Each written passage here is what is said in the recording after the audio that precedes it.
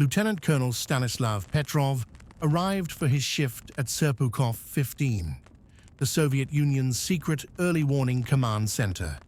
His job was simple in theory and terrifying in practice. Detect nuclear launches from the United States. Verify the threat. Report it instantly to the Soviet High Command. If an attack was confirmed, the Soviets would launch a full nuclear counterstrike. This system gave them only minutes to decide. Petrov sat in a room lined with huge computer screens, radar panels, and red telephones that connected directly to Kremlin command. He expected a quiet night. He was wrong. It happened suddenly. A piercing alarm shattered the silence. Red lights flashed across the bunker walls. The main screen lit up with a single word: launch. The satellite detection system, codenamed OCO, reported that an American nuclear missile had been fired and was heading toward the Soviet Union. The room froze. Officers stared at the screen, unable to breathe. A nuclear missile wasn't a warning. It wasn't a test. It meant war. Petrov knew the protocol: log the attack, confirm the signal, notify the high command, trigger a Soviet nuclear response, thousands of missiles, millions of lives, global destruction. But then, the system detected a second missile, then a third, then a fourth, then a fifth. 5 American ICBMs were reportedly inbound. The room erupted in panic. "Is this it?" someone whispered. Petrov felt his pulse pounding in his skull. This was it. The nightmare every soldier feared. A nuclear apocalypse. But Stanislav Petrov didn't move. He didn't pick up the red phone. He didn't follow protocol. He didn't call his superiors. He just stared at the screen. Something was wrong. His instincts whispered that the warning didn't make sense. He knew American strategy. If the US attacked the Soviet Union, they wouldn't launch 5 missiles. They would launch hundreds, thousands, enough to destroy the entire Soviet arsenal. 5 was too few. It looked like a glitch, but if he guessed wrong, the Soviet Union would be annihilated. And if he guessed right, he could stop the destruction of the world.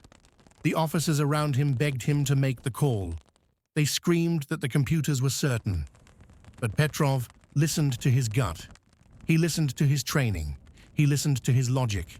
He stood up and said, "It's a false alarm." Silence.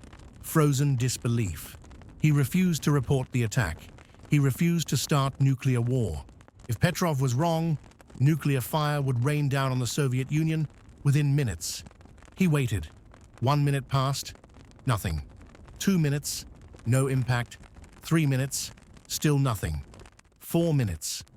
The screens remained blank.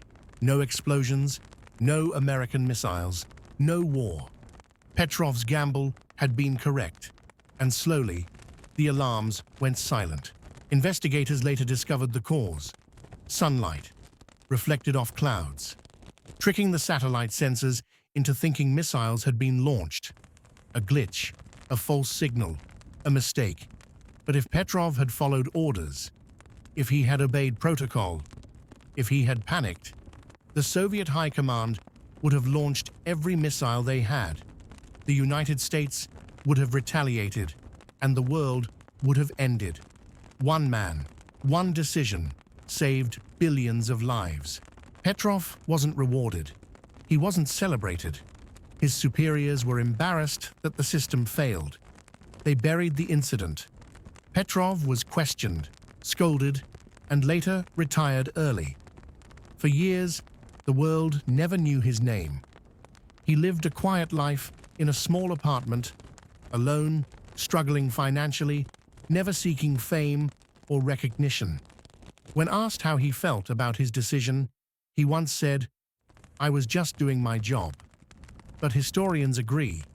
Stanislav Petrov prevented the greatest catastrophe in human history. Tonight, most people sleep without fear. Children grow up. Parents wake to another day. Cities teem with life. Billions live under peaceful skies.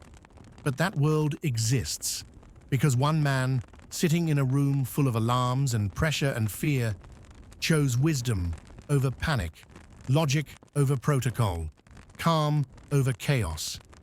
The world didn't end on September 26, 1983, because Stanislav Petrov refused to let it.